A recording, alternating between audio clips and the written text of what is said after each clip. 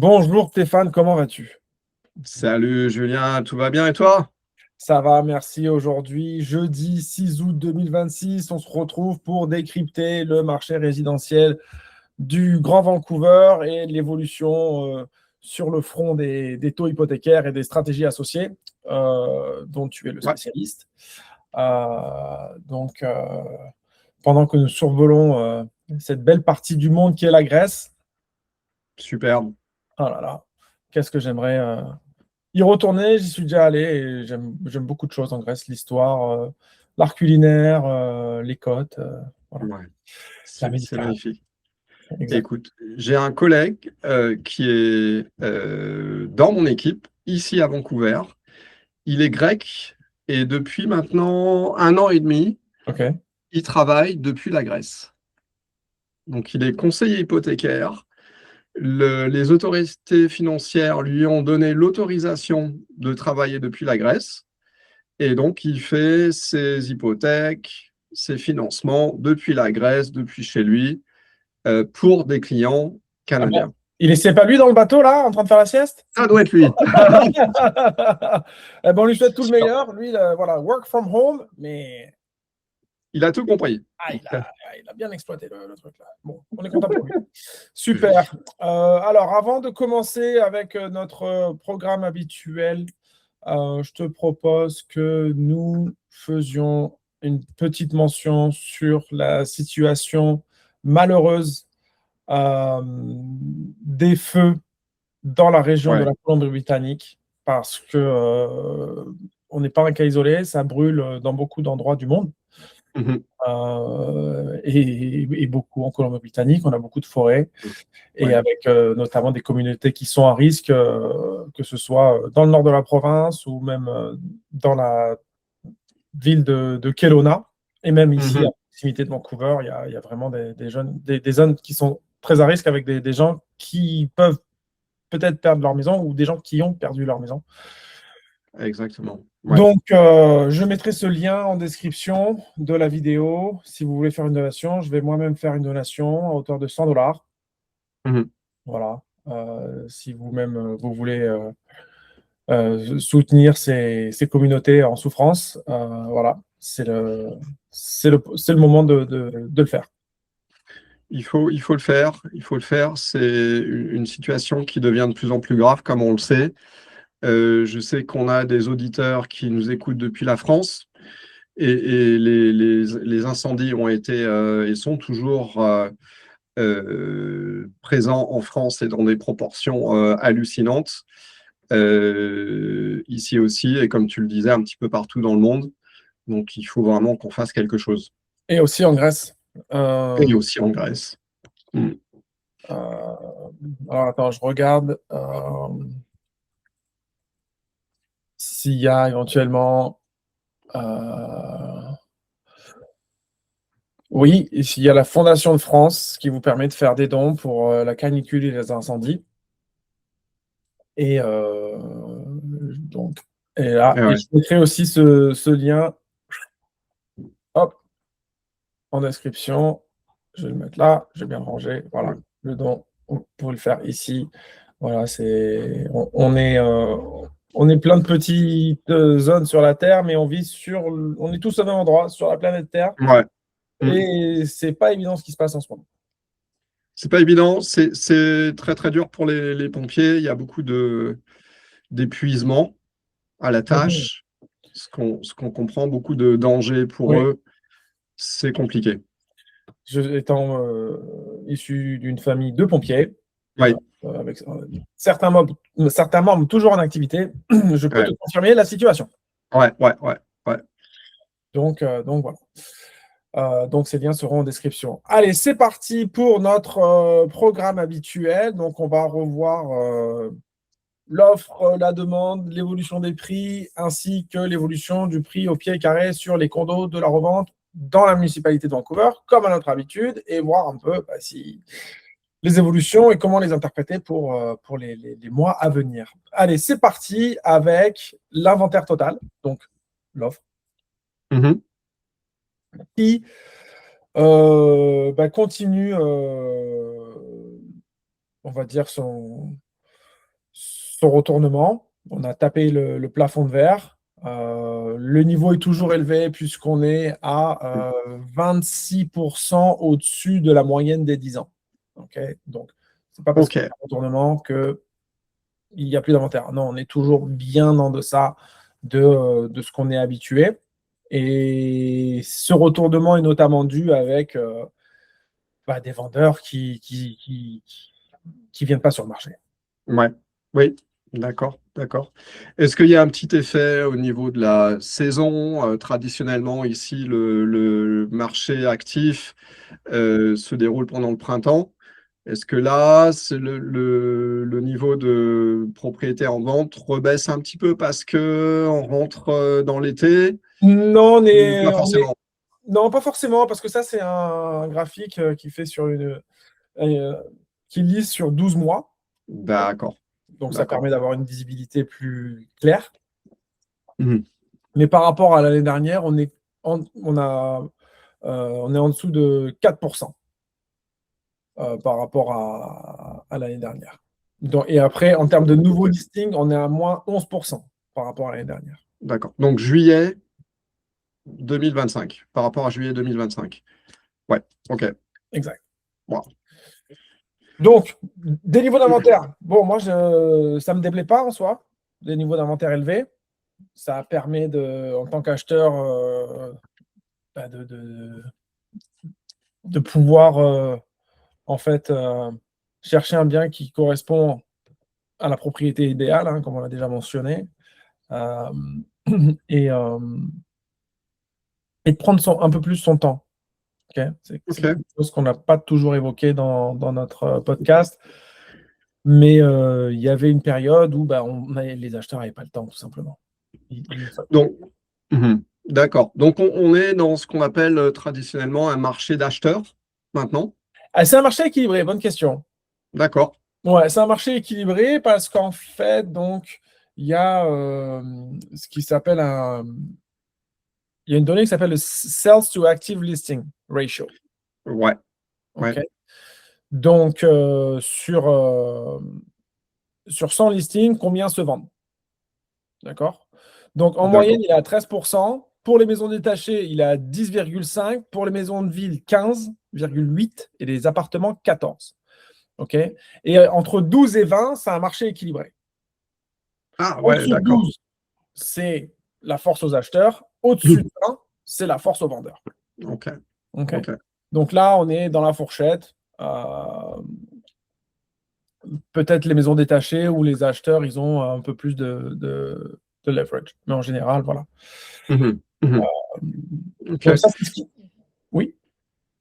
Non, écoute, j'avais entendu dire que pendant les périodes où c'était plutôt un marché de vendeurs et donc avec des acheteurs qui étaient le plus souvent en compétition avec d'autres acheteurs, que traditionnellement, une idée était d'écrire une lettre, donc de la part de l'acheteur au vendeur pour dire, voilà, en plus de l'offre légale officielle, Du contrat. envoyer une petite lettre au vendeur pour appuyer Ah ben, sa candidature en quelque sorte. je peux épiloguer sur la question. Je le recommande, moi, à mes acheteurs. Déjà, pour humaniser la transaction. Ouais, Parce que c'est vrai que dans certains cas, la transaction immobilière, elle est basée sur l'économique et pas forcément sur le social. ouais, Ceci étant, j'ai été témoin de plusieurs cas, et je pense que toi aussi, où une lettre d'introduction, de présentation, tout à fait simple, avec une photo, voilà, dire voilà, c'est nous, on aime cette propriété pour telle raison, voilà, on en prendra soin. J'ai même eu des cas où les acheteurs offraient aux vendeurs de passer prendre le thé à l'occasion, ou des choses comme ça. ah ouais, Ouais. Et ça, en fait, ça peut avoir des impacts sur l'économique assez forts. ok, ok. Ouais. Mais est-ce que dans la situation d'aujourd'hui où on est dans un marché équilibré, voire marché d'acheteurs presque, est-ce que il y a toujours besoin d'appuyer son offre avec une lettre comme ça? La fibre émotionnelle, Ouais, pourquoi pas? Pourquoi pas? pourquoi pas? Ok, Ouais, bien ok. sûr. Moi, je le tant qu'à faire. recommande, voilà, pour humaniser Ouais, le monde dans lequel on vit, tout simplement. ouais. D'accord, d'accord, ok, ok. Est-ce que toi, qui as aussi été agent en France, est-ce que J'ai pas été agent en France. t'as pas été J'ai agent en fait, France? j'ai fait d'autres choses, mais dans l'immobilier, mais pas agent. D'accord, d'accord. Mais est-ce que tu sais si en France, par exemple, c'est aussi une pratique euh, établie où là, on est dans plutôt une culture canadienne dans la pratique de ce genre de choses? Je pourrais pas te dire. Je Ouais, pourrais pas te dire, non. d'accord. Voilà. Bon, Je pense que écoute, ça serait bien que ça se fasse un peu partout. Il n'y a pas de raison. ouais, ouais. Ouais. Ok, Donc voilà, ça c'était pour allez. ce qu'il en était de l'activité de l'offre, donc l'inventaire total. Ensuite, on va passer du côté des volumes de vente. Ok. Donc les volumes de vente, c'est ce dont on se plaint le plus parce que en fait, on va dire que le mois dernier, il y a eu un petit soubresaut de oh, on est en train de sortir on a touché le fond et on va vers le haut. Alors qu'en fait, non, on est retombé. On est retombé dans notre dynamique, on va dire, faible des volumes Hmm. de vente. On est vraiment sur des niveaux faibles. D'ailleurs, si on regarde à la moyenne des 10 ans, on est en dessous de 16% par rapport à la moyenne des 10 ans. Ah ouais, d'accord, Ouais. d'accord. Ok. C'est Euh, pas terrible. Ouais, excuse-moi, 18% par rapport à la moyenne des 10 ans. ok. Ok. Donc, marché très peu actif et ça ne s'arrange pas. Et la différence par rapport au cycle précédent, c'est que là, c'est très peu actif et ça dure déjà depuis quelques années. C'est ça. Bah, tu vois, en fait, là, si on prend à partir d'aujourd'hui et qu'on remonte, on va dire, des niveaux bas, c'est autour des 25 000. D'accord? Et si on prend, on va dire, un delta à partir de 25 000, ça fait depuis février 2023 où bah, on oscille. Et puis après, à partir de l'été 2025, hop, on est carrément tombé, quoi. Et on Ouais, reste, ouais. reste là. C'est fou, c'est fou. Ok. Ouais. Donc, je pense pas que ça va durer encore longtemps. Je pense que ça sera maximum, parce que là, ça fait déjà quelques années. Mais je pense qu'on est c'est difficile d'aller plus bas, hein. Ça a l'air, ça a l'air. Ouais. Écoute, on croise les doigts pour 2027 parce que je pense pas que les choses vont se retourner de façon significative en 2026, d'ici la fin de l'année. Mais on verra bien. Exactement. Sait-on jamais. Exactement. On n'a pas la boule de cristal, mais je pense qu'on est quand même proche du retournement, en fait. Voilà. Ouais, De repartir dans une phase haussière. d'accord, d'accord. Et donc, dans quelle mesure est-ce que ça impacte les prix? On continue notre descente. Voilà. On Ah, continue la descente. Donc là, on est en train de parler du Home Price Index, qui est en fait un calcul. On ne peut même pas parler de moyenne, mais on va dire que ça prend tous les types de propriétés en considération, ok, dans toutes les municipalités du Grand Vancouver. Et on arrive donc avec ce Home Price Index, donc, qui est de 1 111 000. c'est mieux, mais c'est toujours à des niveaux assez élevés. Oui, Hmm. toujours. Mais si on prend la correction qu'il y avait eu après le stress test, elle avait été de l'ordre de 15% à peu près. Voilà. Ouais, ouais. Puisqu'on était à 1 30 000 et après on est redescendu sur du 890 000. D'accord, donc ça avait eu un impact quand même assez important. Ben oui, Alors que là, l'impact est beaucoup plus, il un est peu plus nul. faible. Ben, on était environ à 1 90 000 et là on est à 1 111 000. Oui, en fait, il faut faire attention parce que une fois de plus, ça, c'est lissé sur 12 mois. Ah OK. oui. Et Ouais. si on prend quand c'est pas lissé, donc juste on prend la data au niveau du mois, d'accord? Le point haut, c'est 1 250 000 et le point bas, c'est 1 88 000. Donc, une différence de 140 000, pardon. 140 000, donc 140 000 de 1 250 000, ça fait à peu près 10%. Mhm. OK. D'accord. Et en D'accord. fait, en fonction de là où on va aller avoir la stat, c'est-à-dire que si c'est BCREA, qui en fait est l'association des courtiers de Colombie-Britannique, ou CREA, qui est en fait l'association des courtiers du Canada, en fait, ils ont des chiffres différents, malheureusement. Donc, ça fait un peu des écarts entre les prix, entre les corrections, mais réalistiquement,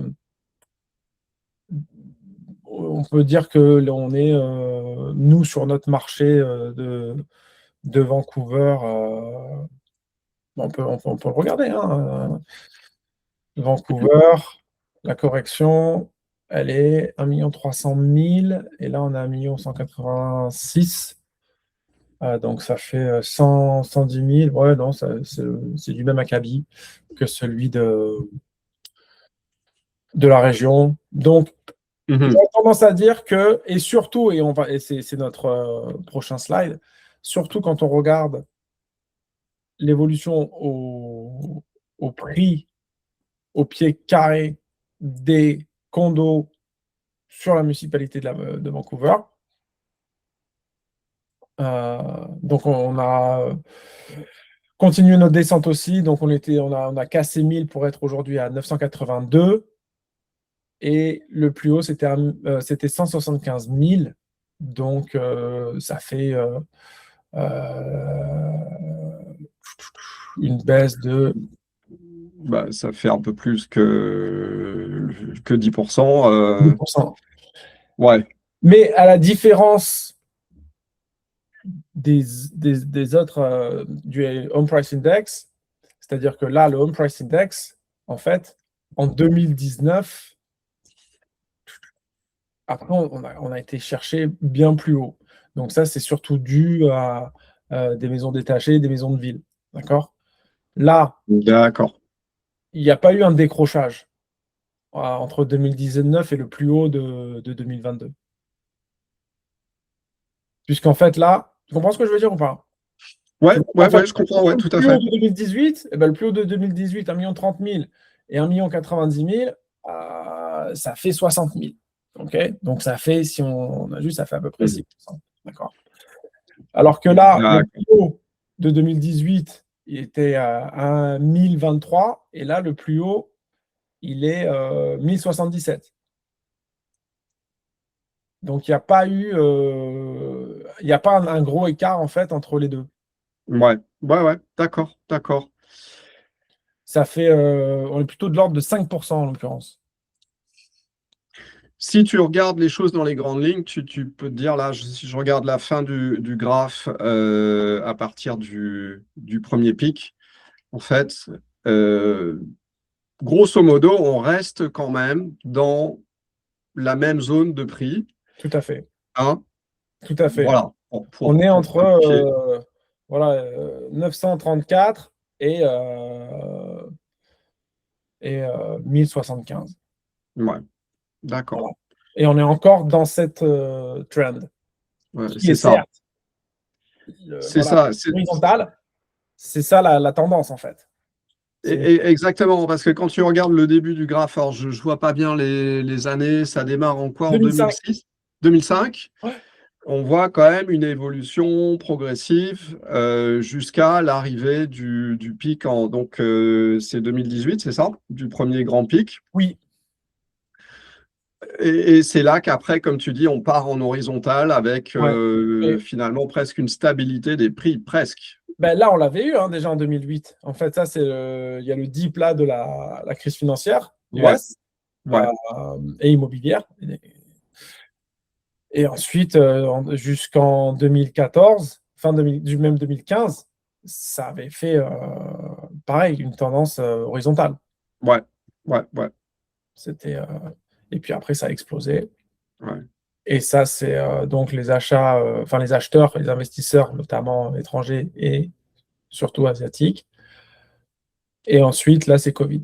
Mais Covid, il n'y a pas eu une explosion outre mesure, de par le type de changement de critères et des besoins liés et à l'évolution, en fait, de Covid, puisque avant Covid, la nécessité d'avoir un bureau à la maison et un espace extérieur, elle était beaucoup moindre. Donc, vu que là, Ouais. on regarde l'évolution des prix des condos, les condos, ils n'ont pas à bénéficier. Surtout que les condos à Vancouver, c'est beaucoup des one bedroom, two bedroom, et les two bedroom, ils sont assez petits. Donc, pour un couple Comprends. avec un enfant, pour mettre Mm. un bureau, c'est pas évident. Mm. Okay. Je Donc, comprends. ils ont pas tant bénéficié en fait, du rush de Covid, de par Ouais. la modification des besoins des propriétaires et professionnels, en fait. Donc après, il faudrait regarder plus par région. Je sais qu'à l'époque, par exemple, la Sunshine Coast avait eu beaucoup de succès. Il y avait beaucoup de gens qui voulaient partir là-bas, comme tu Ouais. dis, pour avoir plus d'espace, pour avoir un espace vert, pour s'échapper de la ville et pour avoir suffisamment de place pour pouvoir travailler depuis la maison. La Sunshine Coast, pour, pour y mener un projet immobilier pour des amis là-bas en ce moment, c'est si on a la possibilité de travailler de la maison et de venir aller même une fois par semaine au bureau, la question, elle ne se pose pas. Ouais. C'est par rapport au prix de Vancouver. Si on prend, voilà, là, en l'occurrence, le prix moyen pour une propriété dans le Grand Vancouver, d'accord, c'est 1,1 million. OK? Ouais. Et ce que vous allez avoir pour 1,1 million, déjà, ça sera vraisemblablement pas une maison détachée, Mm. OK, parce que le prix moyen pour une maison détachée dans le Grand Vancouver, c'est 1,8 million. OK? Euh, et si on va sur la Sunshine Coast, pour 1,1 million, OK, si on regarde cette valeur-là, vous avez une maison détachée qui a des attributs qui sont vraiment très agréables. Avec du terrain, avec... Du terrain, Et oui. éventuellement une situation avec une vue, pas très loin de Mhm. l'océan, de l'espace. Voilà. Et ouais. Ouais. Et- Je comprends. Ouais. C'est complètement différent. Exactement. Ok. Donc, les prix, selon moi, ils vont continuer à baisser de par le manque de demande et un inventaire toujours assez haut. Okay. Si on regarde en fonction du type de bien, c'est-à-dire en maison détachée, la baisse, elle est de l'ordre de 7%, pour les appartements 7,5% et les maisons de ville 6%. Donc, on n'est pas sur du volatile, c'est-à-dire on n'a pas été à 10% et plus, mais on est quand même sur une vraie correction. Ouais. Pour du marché immobilier, Mm. on est sur 7%, c'est entre 6 et 7,5. C'est pas 10, mais ça reste quand même une C'est baisse de. significatif, hein, quand même. Ouais. Ouais. Ouais. Voilà, Mm. sur un prix moyen d'1,1 million, ça fait 77 000 $. Ouais. Donc, Quand même. Ok. ouais, ouais. Bon. Donc voilà. Et après, une fois de plus, je pense qu'on va toujours rester dans cette trend enfin, pas toujours, mais pendant longtemps. Est-ce qu'on va aller chercher en dessous de 930 $ le pied carré pour un condo à Vancouver? Les paris sont jetés. Les paris sont jetés. Les paris sont jetés. Mais en tout cas, là, ça revient à acheter un condo au prix de mars 2018. Ok. Ok. Ouais. D'accord. Écoute, Suite au prochain épisode, hein. C'est ça. Il va en Ouais. falloir plusieurs, je pense, hein. Il va en falloir plusieurs, hein. Ouais. Il va falloir manger des podcasts, hein, pour voir, pour voir les choses évoluer. Ou alors, nous regardez pas jusqu'à l'année prochaine et puis vous verrez bien. C'est ça. Mais voilà, c'est ce que j'ai pour nous en magasin aujourd'hui, Steph. Super. Écoute, bah, de mon côté, ce que je peux dire peut-être rapidement, un petit mot sur l'évolution des taux. C'est tout simple. Pas d'évolution finalement. Les taux, je dirais que c'est l'avantage de la situation en ce moment, c'est que les taux restent relativement stables. Donc, les taux d'emprunt immobilier hypothèque, on va dire, pour simplifier, tournent autour de 4% en ce moment. Un peu moins si tu veux prendre du taux variable. Ceci dit, il y a peu de gens qui veulent prendre le risque en ce moment de prendre du taux variable vu l'incertitude dans laquelle on vit. Mais je dirais que c'est peut-être un peu l'avantage de la situation qu'on a actuellement, c'est stable. Et finalement, ce sont des taux qui sont raisonnables. Malheureusement, ce n'est pas des taux auxquels les Canadiens ont été habitués au cours des 15-20 dernières années, puisque après la crise financière, on était plus sur des taux qui sont parfois tombés en dessous de 2%, voire même 1% pour certains taux variables avec certaines banques, ce qui était complètement fou. Donc, je pense que psychologiquement, les acheteurs, les Canadiens en général, commencent à se faire à l'idée des niveaux de taux aujourd'hui. Et pour te rejoindre un petit peu dans ton analyse, ça va aider à le redémarrage du marché, puisque ça ne sera plus vraiment un souci dans la tête du consommateur. Parce que ça l'a été? Ça l'a été, effectivement. Donc, Un souci. c'est-à-dire que les gens, si tu veux, si tu as des prix élevés, ce qui était le cas, C'est toujours le surtout, cas. ce qui est toujours le cas, et que en plus, tu as des taux élevés, l'équation d'achat devient assez compliquée. Avant, quand on était des taux, on va dire, pour simplifier, autour de 2% et que les prix continuaient à monter, tu restais quand même dans des zones de cash flow qui étaient raisonnables et où tu pouvais te dire que tu pouvais acheter une propriété, même si c'était un peu plus cher que ce que tu voudrais.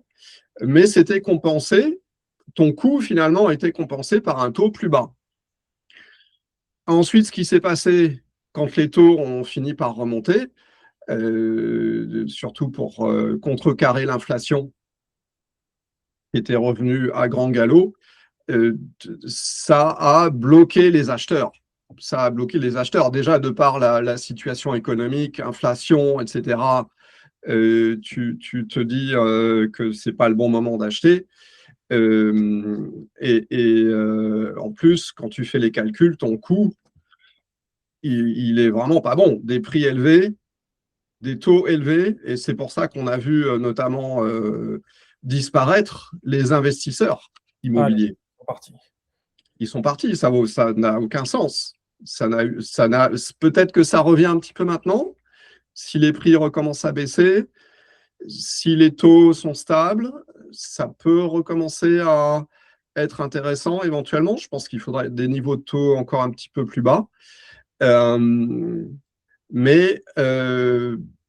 je pense que maintenant, psychologiquement, le consommateur canadien a compris qu'on est dans cette nouvelle zone de taux. On est dans un marché équilibré, comme tu l'as expliqué, peut-être plus, même pour certains types de biens, plus dans un marché acheteur. Celui de la maison détachée. Celui de la maison détachée, par exemple. Donc, ça débloque un certain nombre d'acheteurs. J'ai eu des clients qui me disaient, oh, écoute, le taux, c'est comme ça, on est OK avec ça. On sait que maintenant, c'est la nouvelle norme. J'ai eu un client, quand je lui ai annoncé un taux de 4%, il m'a dit, ouais, non, c'est pas un problème. Pour moi, c'est un taux normal. Voilà ce qu'il m'a dit. Et je pense qu'on est Tu as plus raison. dans cette tendance-là maintenant. C'est le problème des acheteurs n'est plus trop sur les taux, même si c'est toujours une part de l'équation qui reste importante. Mais je pense que l'hésitation est plus dans l'incertitude dans laquelle on vit actuellement Oui, au avec les niveau États-Unis. Ouais, voilà, ouais, géopolitique globale. c'est ça. C'est ça.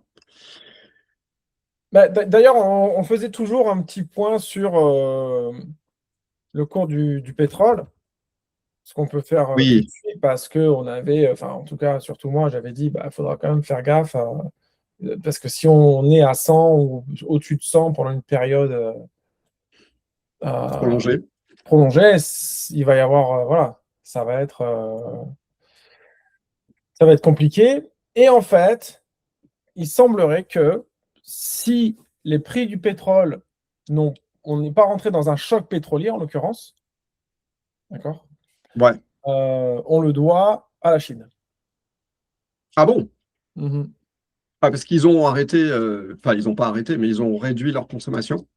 Ils ont réduit leur importation de 50%, Ah, ce qui représente à peu près la consommation totale de l'Inde.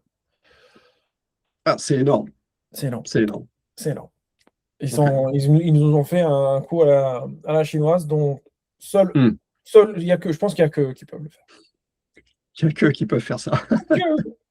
Ils ont réduit leur importation de 50%. En fait, ils ont déterminé que s'il y avait un choc pétrolier, eux, ils allaient en pâtir.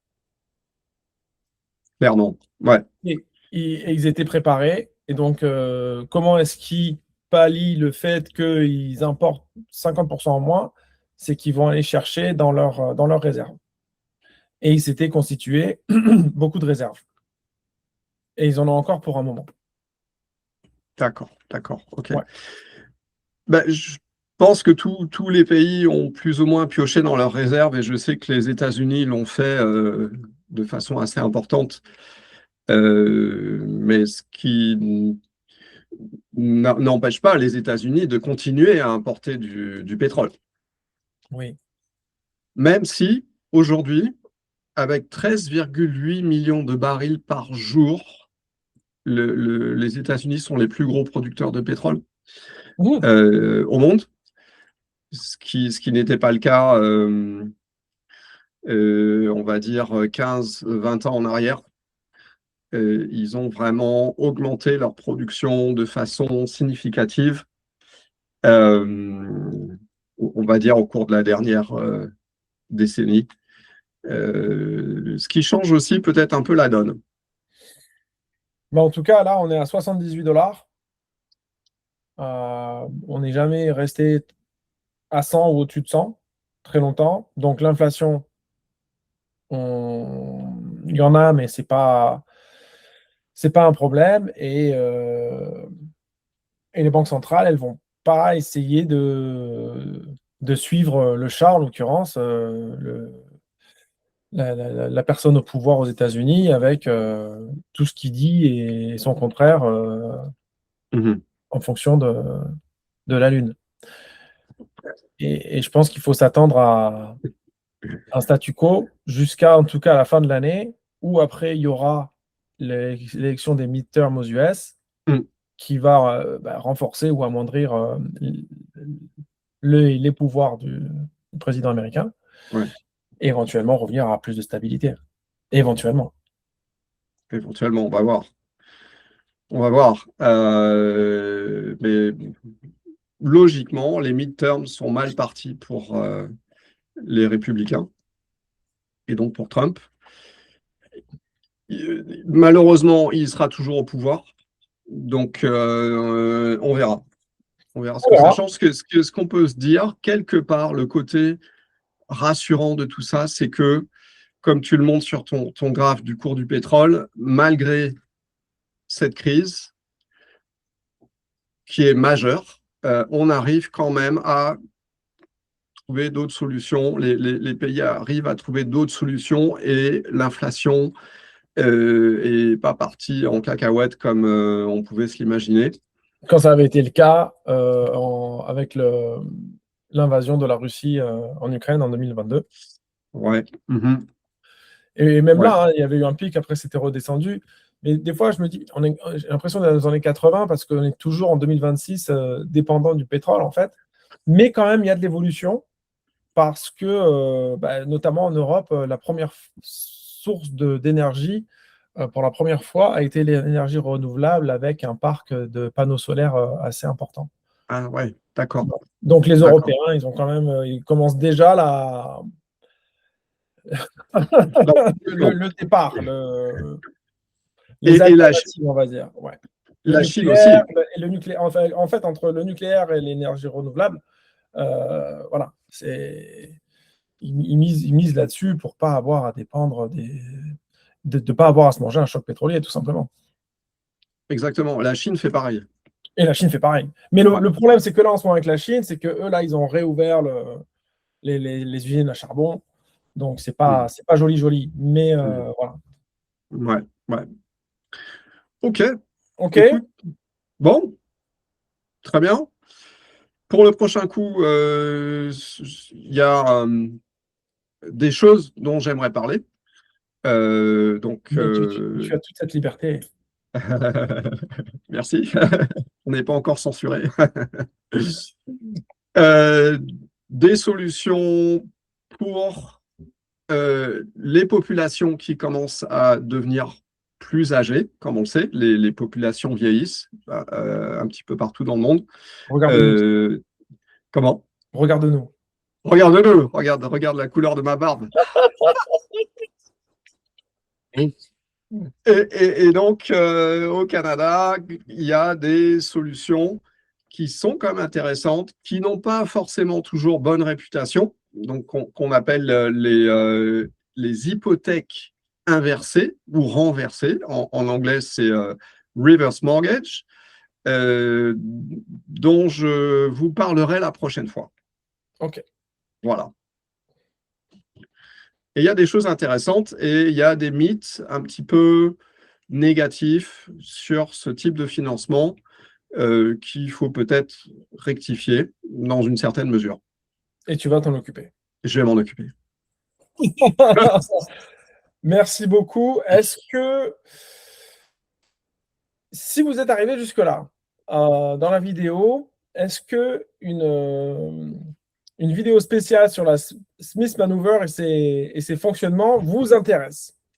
Et si oui, mettez-nous-le en commentaire et Steph vous fera une présentation détaillée de cet outil ô combien important Avec plaisir. pour, pour se débarrasser le plus vite possible de votre hypothèque. Super, avec plaisir. Et d'ailleurs, On pourra faire. c'est tout ton paradoxe, Steph. C'est que tu trouves des solutions hypothécaires pour ensuite essayer de s'en débarrasser le plus rapidement possible. Ben, c'est je pourrais en faire mon motto, comme on Ouais, appelle je sais. ça. Hein? Je sais. C'est ça. Mon but, c'est de mettre mes clients sur une hypothèque et de les en sortir le plus vite possible.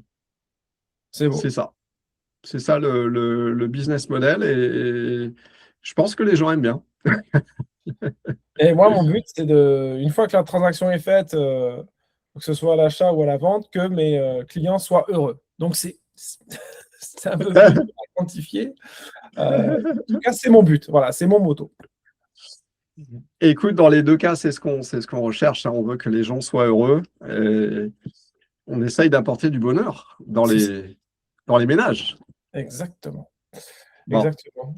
Sur ce, je te remercie pour ton temps, ton savoir, ton expertise. quoi de Et, même? et je te dis à très vite, notamment au début du mois prochain, pour faire l'actualisation des stats. Magnifique. Qui vont J'attends arriver ça avec juste impatience. après, qui vont arriver juste après l'annoncement de la Banque centrale, qui est Ah, prévu c'est pour le parfait. Donc, on va faire. On va faire la totale. Allez, ça va. On fait On comme va ça. faire 2 heures de podcast ce coup-ci. Avec plaisir. Super. Merci, Steph. Salut Julien, merci pour tout. Merci à toi. Salut.